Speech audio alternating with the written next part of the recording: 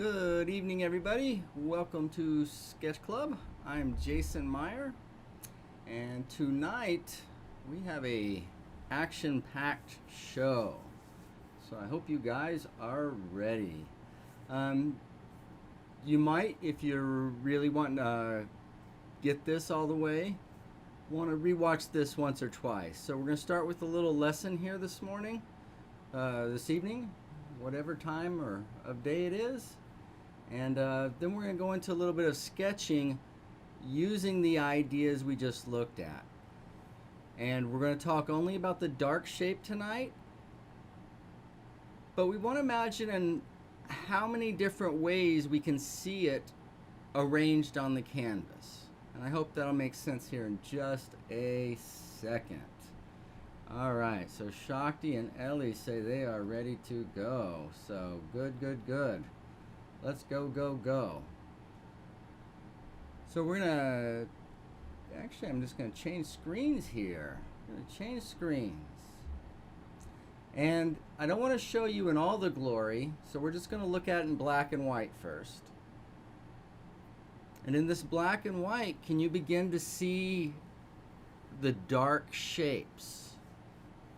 Out of all this action that's going on, can you forget about the thingness and simply look for dark value shapes?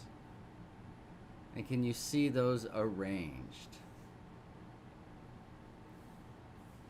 Miss Claudia, just in time. Can you see it, Miss Claudia? The dark shape.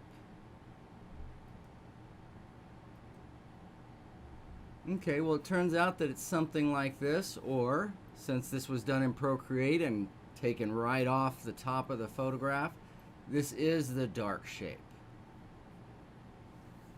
But this is still pretty complicated, huh? How many of you could sit down and just jot this down real quick? It might be a challenge.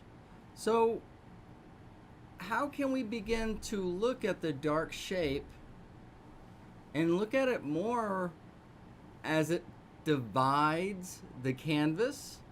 What proportion of the canvas does it take up? Where on the canvas is it located? And how is it arranged on the canvas with any other dark shape?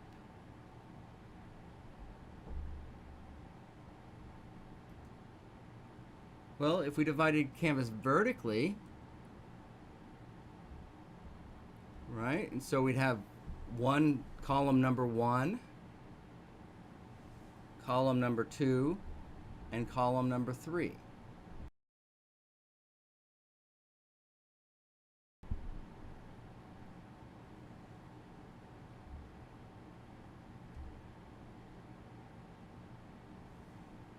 Okay. So how does column 1 differ from column 2? Well, you got basically 2 dark shapes in column 1, and you've got kind of 3 main dark shapes here in column 2, right? You've got the vase, the middle of the sunflowers, and then the sticks. And then in column 3, you've just got one bunch of dark shapes from the detritus on the table. Okay, so we can start to see it like that. That simplifies it a little bit. That helps clarify things. How else can we see it? Well, we could see it horizontally. We could divide the canvas horizontally. And when we look at the horizontal bands, how does it differ? Well, the very bottom band, band number 3, it goes almost all the way across the entire canvas.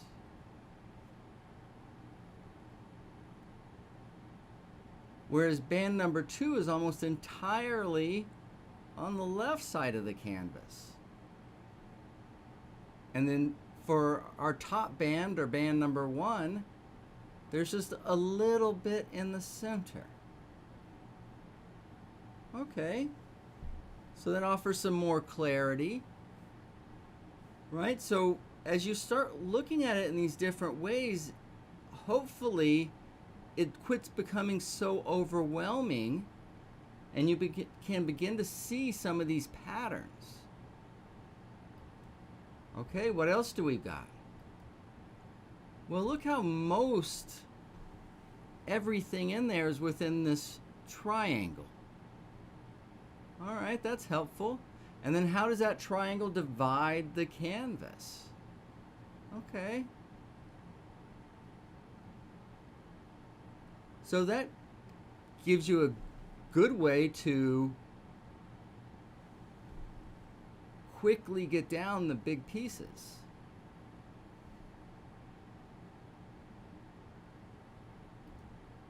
All right, a couple more. Whoa, what's this? Well, did you guys see these movements? So the whole painting is mimicking the action of a sunflower itself. And we'll go more into these movements in class and everything, but we just want to introduce these to you. How many ways can we see this? All right, one more. And is most of this made up of circles? And why would we want to see all of that in all these different ways? Well, so that we can manage our design. And this is what's going to make our painting. Because if you saw the reference in full color, you're going to be so overwhelmed and hypnotized by the color that you'd be unable to find this. You don't believe me?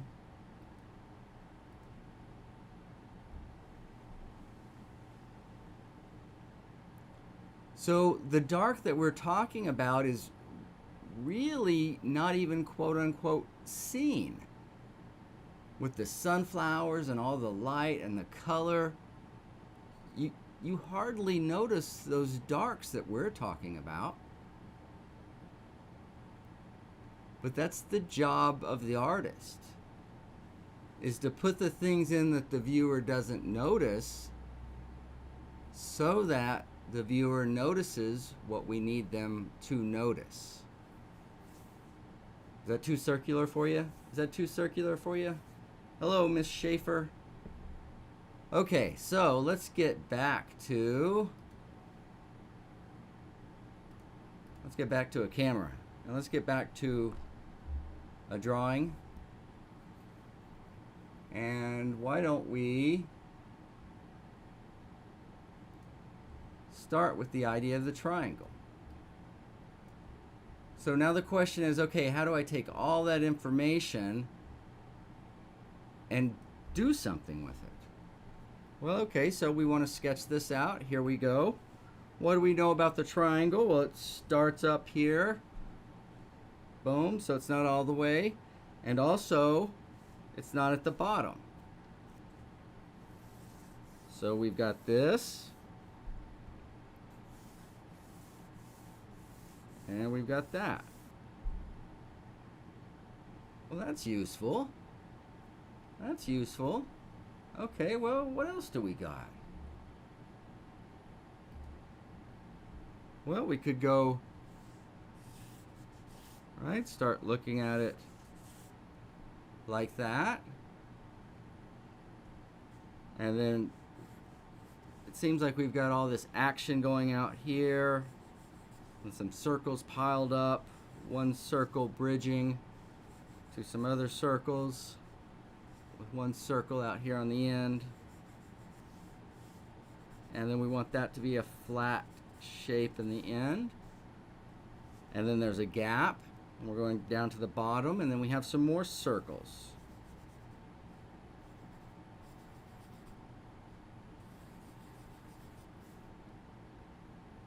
Okay, some little squigglies. But do you see how we're taking the unmanageable and making it manageable? Now as we move here, well, we've got one big solid mass. Oops, sorry guys. That blew up somehow, didn't it? right? So we just put these in and put those in. And now as we move over, well, the bottom of this is about the bottom, right? Then the bottom of that starts basically a diagonal that's going to be a little ragged on the top, and then some real definition on the sides. By the way, these are basically circles, part of a circle, part of a circle.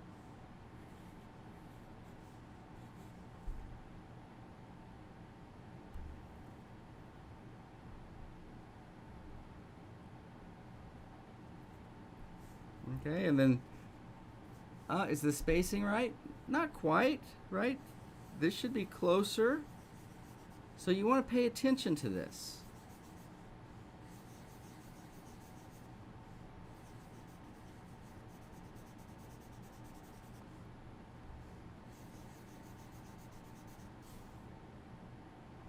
So that's how I want us paying attention to the dark shape, and then side of that hits there. Also circle, circle the other way, based on a circle, jagged.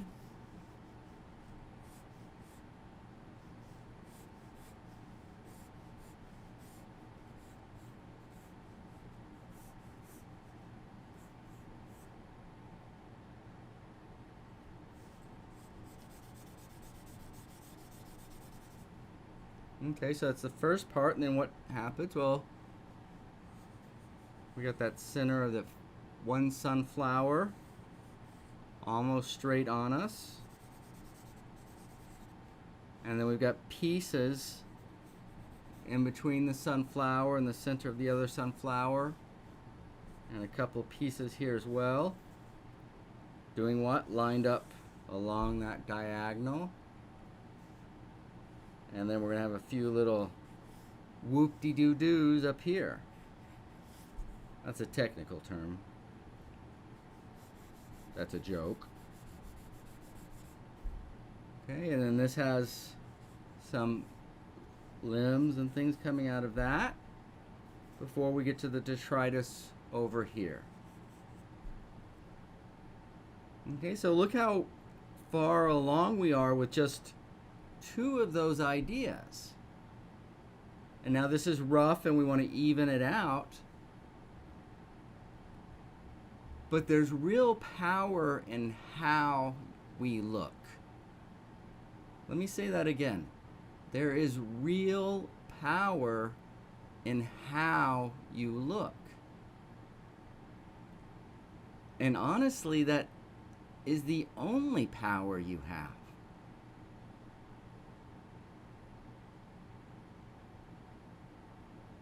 Right? There's no technical skill here that you don't have. It is simply, how are you looking at it? How are you approaching it? How are you seeing it? Are you seeing it simply as a dark pattern in relation to the canvas as a whole and other darks on here? Or are you trying to draw sunflowers and vases and 17 little leaves? If you do it the latter way, that's much, much, much more difficult than taking the time to see simply. Because if you see simply, that's the power you need. Because without it, you're going to remain a victim to the drawing rather than being captain of the ship. Right? And we're all here to be captain of our ship. We're tired of our sketchbooks winning. It's time for us to win a couple. Time for us to win a couple. Hey, does that make sense?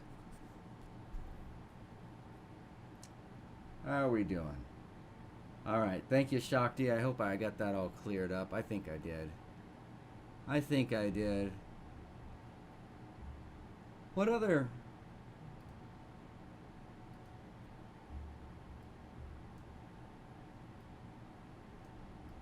Well, that might help us in this last little quadrant, right? So if we look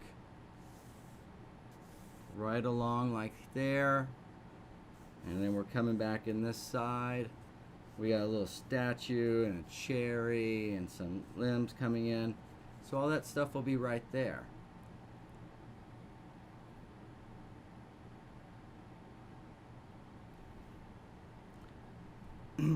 So our dark shape is really more about how we're going to divide the canvas than really drawing or describing any particular thing. Because it's pretty easy to come back and refine this vase, but there's no need to refine the vase until we've decided how wide it's going to be and how tall it's going to be. Right? So we want to solve the big, simple problems first. And if we do, then the more seemingly difficult problems or little finer details actually become easier. They simply become, oh, the next step. Okay, so we're looking at big general shapes. Okay, I want to look through one other lens tonight. Oh, come on, probably more than one. That's a triangle. That's not what I want. I want a radial. A radial. Now, the real magic is going to come from here.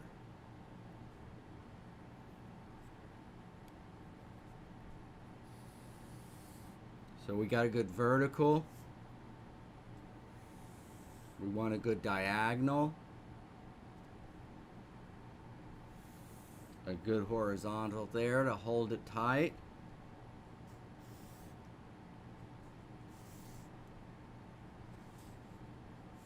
And we'll send more over there. So that'll also help place things. And as we overlay each of these ways of looking at this, we can get a more and more dynamic image. So if I have to choose between going over this overlay and exactly what's in the photo, I'm going to tend to go towards this overlay. Why? Look at the movement there. Look at the excitement. And once you see that, you don't necessarily have to copy anymore. Right? Can everybody... This is one we didn't look at. What kind of pattern do you see right there? Do these line up with that handle? Does that look good? Yeah, if the inside of the dark starts out there and then that handle dark starts on that side. These are those hidden abstract patterns that's going to give such life to the work. Okay? All right, let's see, what else do we have to cover? What else do we have to cover?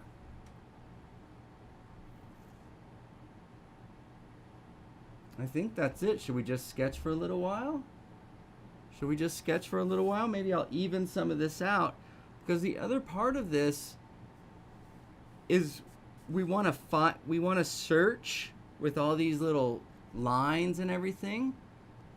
But we don't want to show the viewer all of this underlying thinking. So ultimately, the dark you need to see the dark shape. So, but we could decide that'll go right there. Why?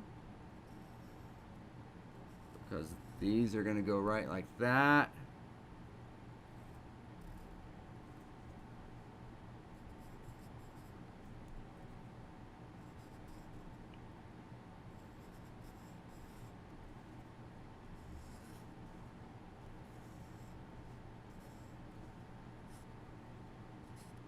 Okay, and then now we want even tone because we're working mass. Right? I kind of did a cheat there. I outlined, didn't I? That's okay. That's okay. We're going to get these in, get this stuff in steps, and then we'll put it all together.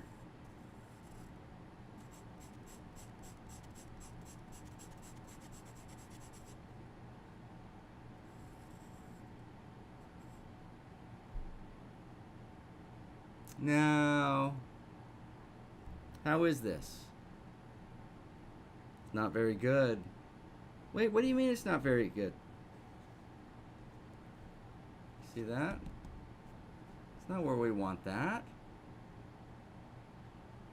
So I either have to erase that and move this part up, or let's take this and drop it down to here. Right? So it's relate, relate, relate.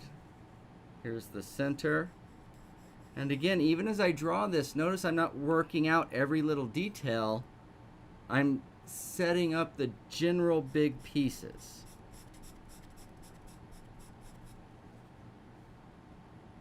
And then where does that leave us?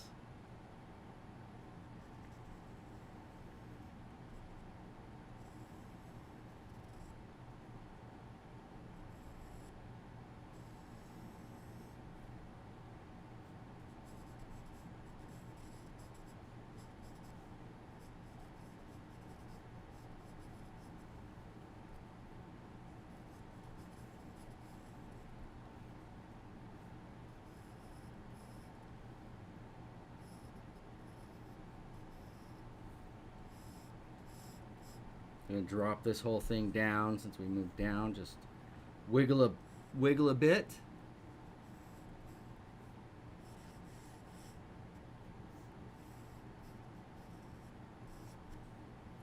Okay, again, we want this nice and even.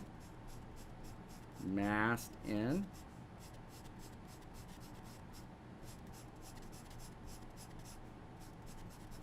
What I want you to notice is the evenness is what gives the shape its strength.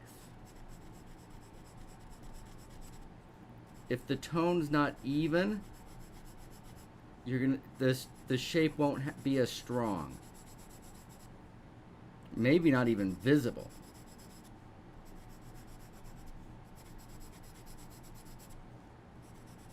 So the visibility of the painting is going to come from the evenness of the tones.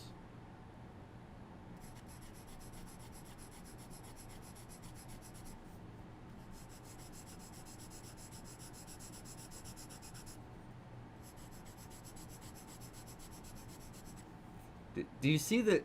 Just forget what it is. It just gets stronger and stronger, right? And the larger this tone gets, the stronger it gets.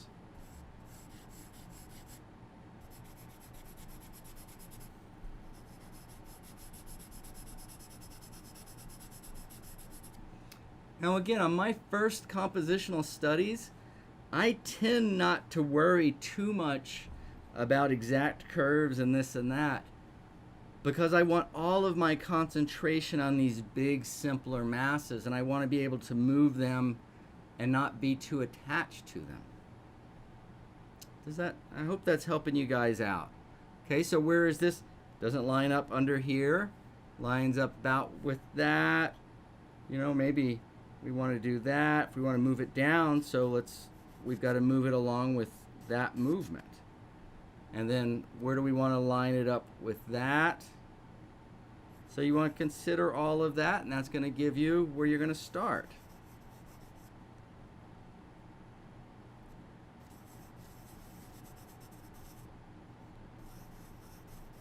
And then you relate those other shapes to it.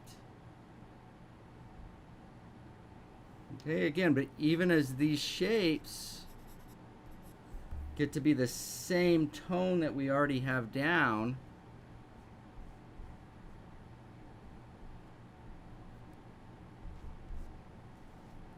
it all will read as one single shape. And literally, this is the strength of the image. As you put the dark in, it automatically creates the light. So what we're doing is designing the canvas, designing the image. The design, the composition is happening right now. Okay, and yet ultimately we want it to look like sunlit flowers in a vase. But in order to be the most effective with that as the artist, we've got to learn what are the ingredients. And what does each ingredient do?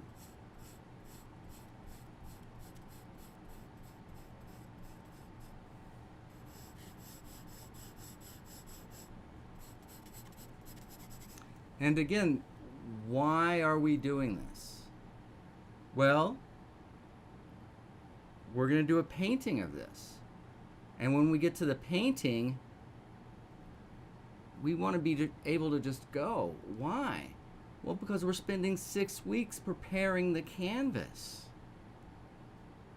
You don't want to spend 6 weeks preparing a canvas and then just blow it in the size and placement. You want to have your composition worked out. You want to have your colors worked out, so that when you actually paint, it's just pure joy. And that pure joy will come through to the viewer, rather than you trying to figure out, wait, what color is that? Wait, no, I want it this. The viewer sees that stuff. So you've got to work all that out before you get to anything you're going to show the viewer. And that, my friends, is what we're doing. And how fun is it? I think it's fun.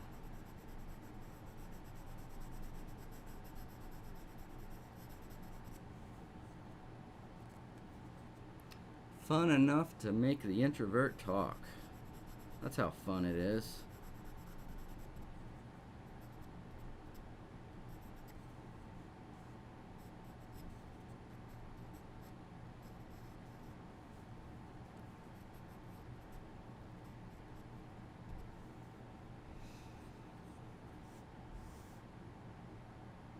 So where would I put the, well, I'm going to, even if it is up here, I'm going to move it down there. Why? For that reason. And then where's that statue going to go? Right there.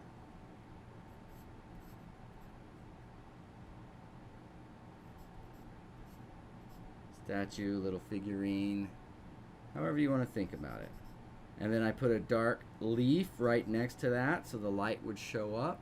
And then I put a dark leaf right on this side.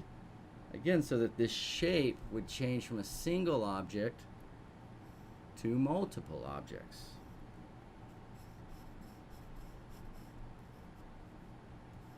Why? Because it's more interesting.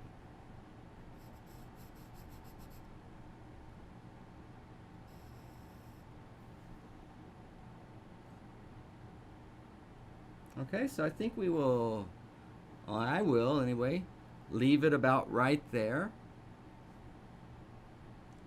And why did we have to go through all of that? Well, we have to go through all of that because when we're sitting in front of this, it's just too overwhelming.